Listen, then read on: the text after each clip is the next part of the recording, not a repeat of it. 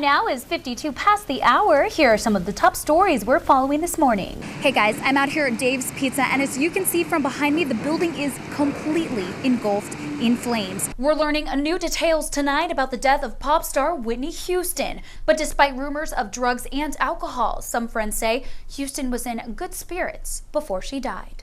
A health alert for you this morning. A visit to the dentist could be good for your heart. A new study finds people who get their teeth professionally scraped and cleaned have fewer heart attacks and strokes. In this fictitious accident, these 3 rail cars each carry a different chemical. Now it's up to hazmat to figure out what kind of chemical it is and the damage that can be done. After a little push from her grandmother, she decided to see if any publishers would take a chance on her. And what happened next changed her life. KVAL's Christina Nelson has the story. Here at the Oregon Divisional Chainsaw Sculpting Championships, it's amazing the artwork that comes out of a single piece of wood. And as you can imagine, sawdust covers the floor. Vandals hit a Santa Clara cemetery, the same one that was vandalized back in 2009. This time, the sign on the front gate of Looper Cemetery has been stolen. It is hard to believe some of these boats are made out of cardboard with their elaborate design. But the real question is, will it float? The time now is 6:04. For the first time, Herman Cain's wife is speaking out about sexual harassment allegations against her husband. In 3, 2, 1. Dangerous chemicals and trains, a risky combination, which is why these emergency workers need head-to-toe protection. Local crews pulled out all the stops at this emergency training at the Union Pacific Rail Yard. In this fictitious accident, these 3 rail cars each carry a different chemical.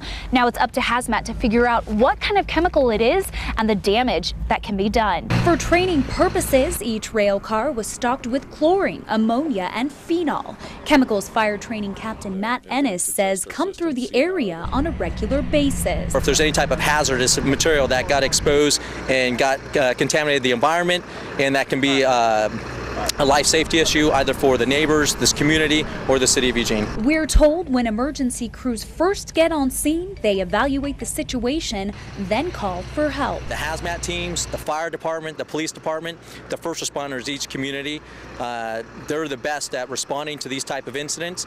And if it overwhelms their availabilities, there are also county and state and federal resources. And while an accident like this has never happened here, Captain Ennis says it's always good to be prepared. In Eugene, I'm Brie Thiele.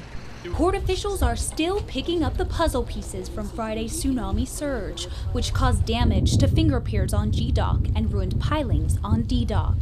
Thankfully, no boats were sunk and no one was hurt. Congressman DeFazio says they'll have to decide whether Coos Bay should be included in Oregon's disaster declaration. There's some serious damage here to the docks. We're talking probably, a pretty substantial bill for repair. There's questions about navigability because there's been some large sand movement, and then we've got to see whether or not they have insurance coverage, whether or not we could get Coos Bay included in the disaster declaration. County commissioners will now determine whether there's enough damage here to qualify for disaster relief.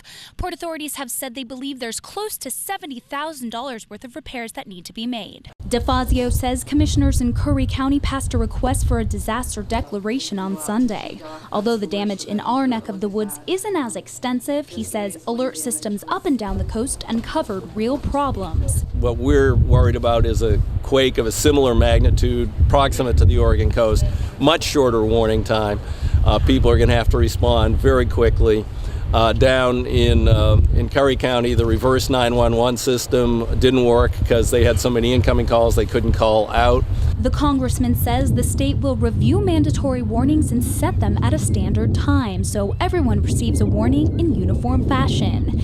In Charleston, I'm Brie Thiele, KCBY News. If you recognize that girl with the side ponytail, it's because you most likely watch her every morning on KCBY.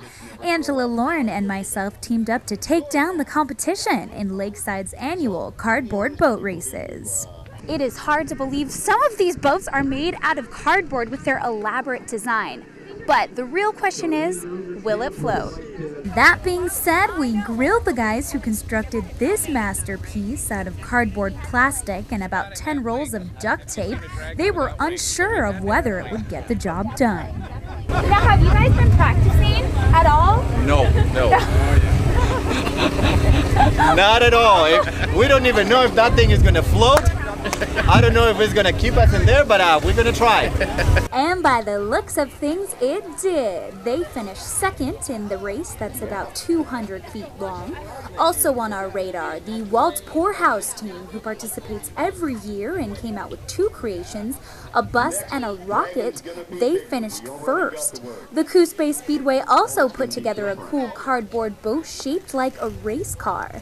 In case you were wondering, our vessel, the Navat, named after our news director Tim Novotny, came in 4th, and we decorated it 80s style. In Lakeside, I'm Brie Thiele.